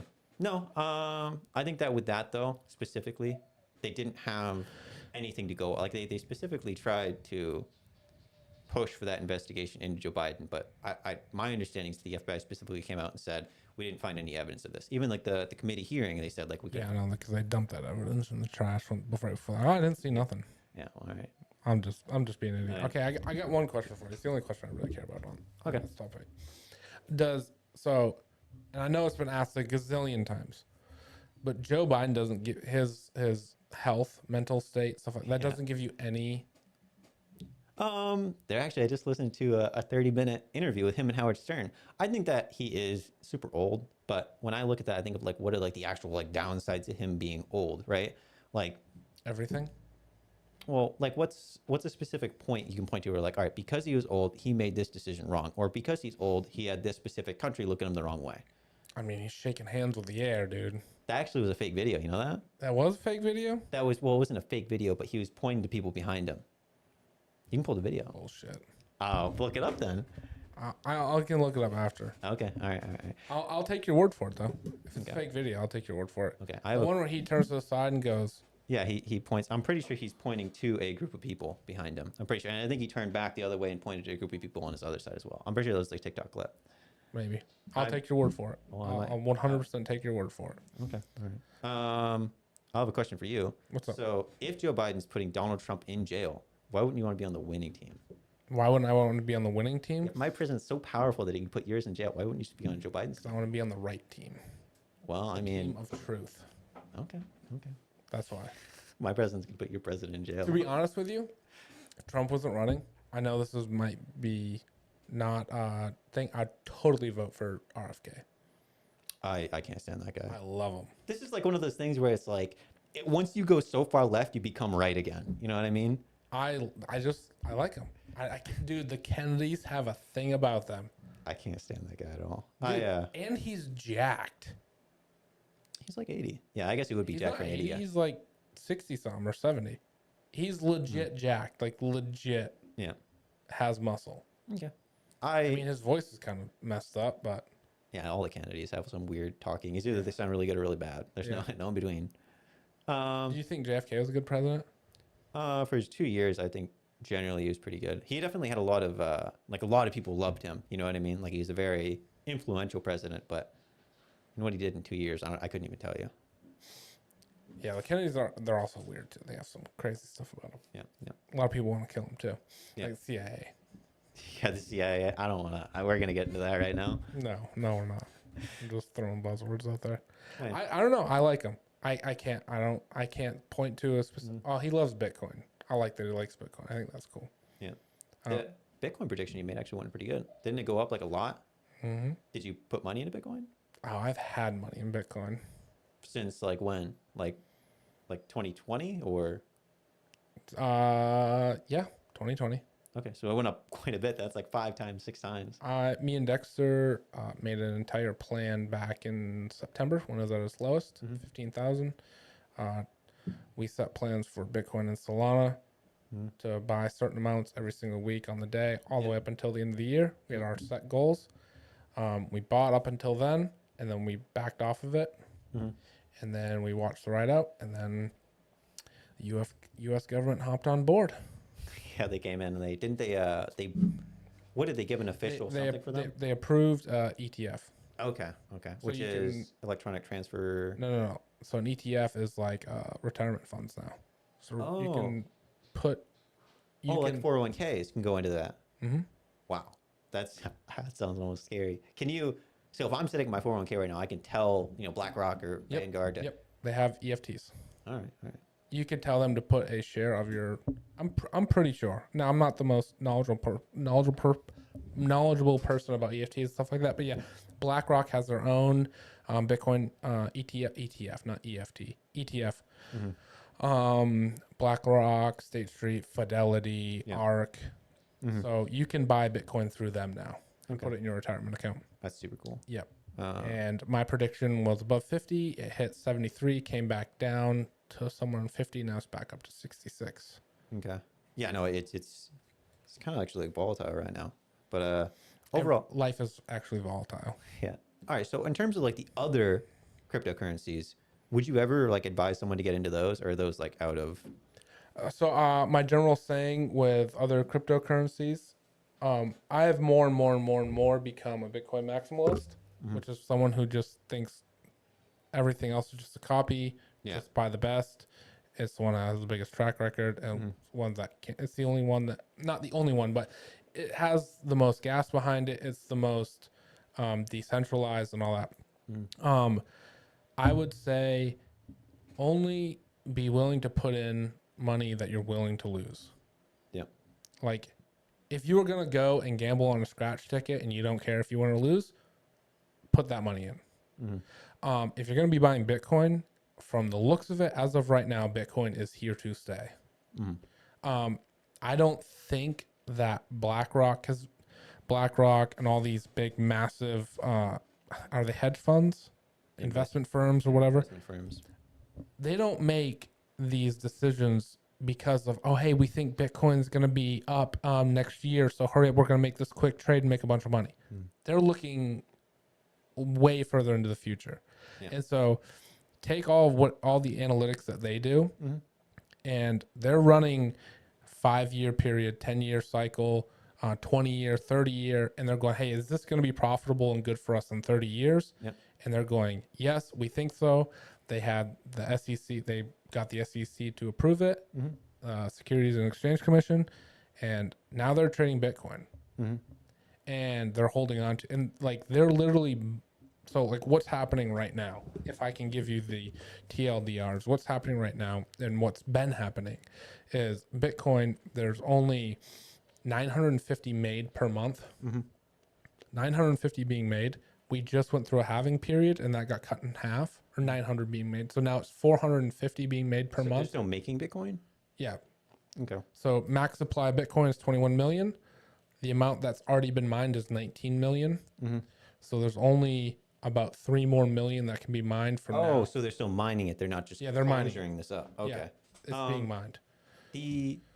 So I guess my big thing is, are you ever scared of like some guy coming out of nowhere, like 3 million Bitcoin, just dropping it on the market? Or is that Yeah. not possible? It's possible, but if he had 3 million Bitcoin, it wouldn't do anything. Oh, they would just stay the same price. It might dip a little bit. It might and go dip a back little up. bit. I mean, Satoshi has like a couple billion. Tesla has a billion. In just Bitcoin, like I mean, funds? there are massive whales. Yeah. U.S. government actually has a lot of Bitcoin. Really, the U.S. government's involved? Oh, wow. Yeah, they have actually quite a bit. Mm-hmm.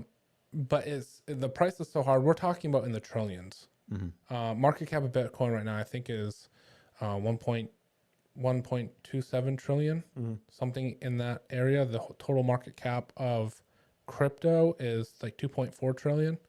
So we're talking trillions. Yeah. How do we know how much Bitcoin is even out there? Like, isn't it like, 'cause there are people who mined it like in the very beginnings that I'm sure have it somewhere on some sort of something. It's all on the ledger.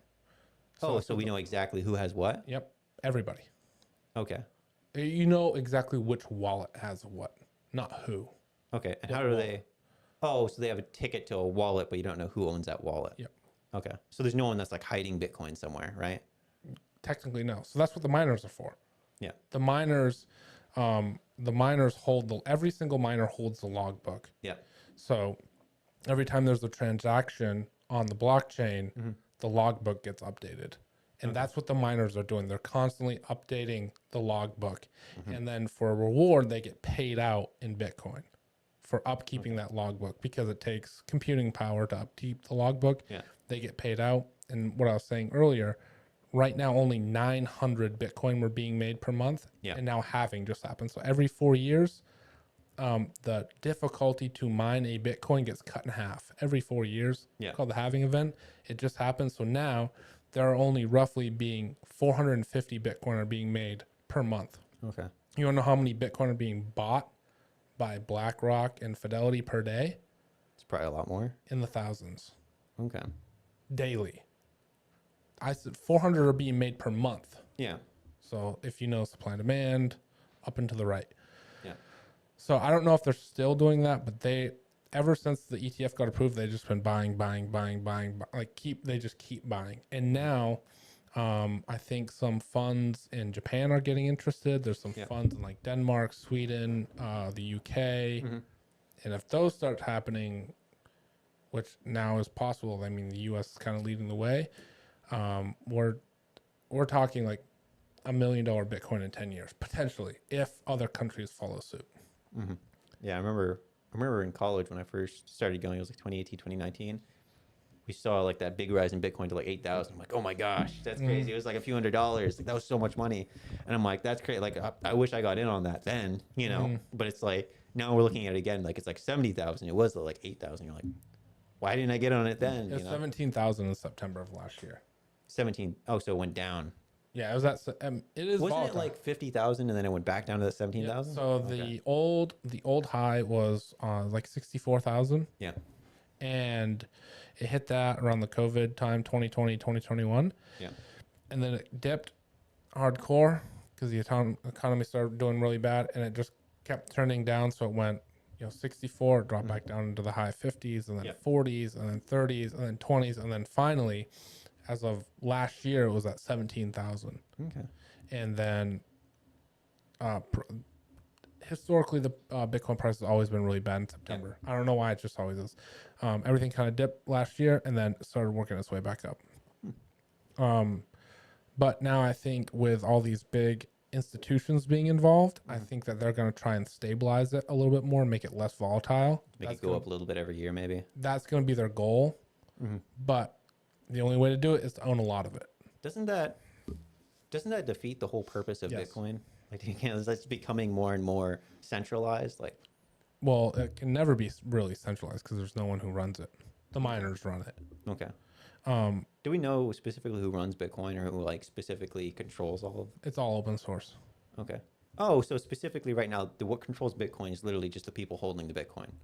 Pretty much, there are people who work on the Bitcoin, but for there to be a Bitcoin fork, which means for like the code to be changed, like 51 or a high percentage of the miners all have to approve it, and it has to go that direction. And that's happened. Bitcoin Cash kind of failed. Bitcoin, there's some other Bitcoin XT that failed. So this is the original Bitcoin is still doing the best. Okay. I love it, to be honest with you, for the technology. I really do. Like a lot of people are like, oh my gosh, like I could have put this much in and made this much money. Like I'm beyond that. I'm not trying to sound like a snob. Yeah. But like making the money is fantastic. It's super cool. Yeah. But the technology is really awesome too. Yeah, that's why I feel like you have to be in it for something other than I just want to make a bunch of money. Otherwise, you're just going to be, I don't know. Especially like all the different cryptocurrencies. Like if you're throwing in money to make money off of it, it's like you're never gonna. I don't think you're ever gonna make money. I think your percentage of making money, you're like Yeah. in the dumps. So one of the biggest thing, Michael Saylor is, I don't know. He's like if you just listen to one of his videos, I think he did an interview with Lex. And Yeah. super cool interview. But he says like, I found 100,000 in the 1930s. He goes, my house was sold in the 1930s for 100 grand. Yeah. He goes, my house right now is worth like $28 million now. This my piece of property in my house. And he's like, what's that inflation rate on a piece of real estate? That's insane. Yeah. Or I think it was 10 million or $1 million or something like that. Yeah. And he's like, the money, if you would have kept that in cash, your money would be like 1% of it. It's lost almost all of its value in that 100 years. Yeah. So he goes, how are you supposed to protect your money? Bitcoin's the best way to protect your money. That's kind of his thing. So pretty much like, think of it this way. In the past 10 years, Bitcoin has been the best performing asset the world's ever known in the past 10 years. And your money's being inflated away every year. We might disagree on the percentage, but it is. It's being inflated away every single year. If you were to take 100 grand, stick it in your bank account in 20 years, it's going to be worth half. The buying power of it is going to be half. Or let's just use half. I don't know if it's actually half. 4%, 4 times, let's just 20 years, 4 times 2 is 80%. 80% of your buying power is going to be gone. Is my math right there? In 10 years? No, 20. Oh, 20? 20 years. 20 times 4 is what? 80% sounds high, but yeah, probably. It's up there. You're not going to be. If inflation is 4%, and it stayed 4% every single year, and you put 100 grand in your bank, Yeah. your buying power is 80. Well, it's an exponent. Dude, am I wrong on that? 4%, yeah, so it'd be 0.0. Yeah, whatever. I don't care. Yeah. My math is probably way off, and you're losing a substantial amount. Yeah, your money's always going down. If you hold your money, it's always going to go down due to inflation. Yeah. And so if you have, let's say you have $10, it really don't matter. Yeah. But what if you're trying to hold on to 10 million? Like your 10 million literally like evaporates into the wind in 20 years. Yeah. Or 50 years. Or what if you want to give money to your grandkids? And it's like, if you don't have these motors going of business or something like that, like your money just becomes kind of nothing. Yeah, you need to invest in something, which I think it's pretty. A lot of people think that's like a really bad thing that your money goes to nothing, but I think it's pretty cool that like nobody's just sitting on a big pile of cash; they're always investing it in something. Unless you're Hassan. Yeah. You're taking a bunch of money from people and saying you're going to do these cool socialist things. You don't do anything. You buy a house or a car. I've been buying cars. I bought a lot of stuff for my Dude, family. did you see the Graham Steffens video? Yeah. And then did you see Yeah. Destiny react to it? Yeah. Dude, I was losing my mind too. I couldn't stand that. I was like, dude, what is going on? How is he getting away with this? Wow. All right, I think we can end it there. Yep. I think that's pretty good. It lasted long. We went over our time. Fantastic. I think it was a great discussion. Thank you guys for watching. I really appreciate everyone who commented. Thank you guys for checking this out. And thank you, Matthew, for coming. Having a good discussion. I appreciate it.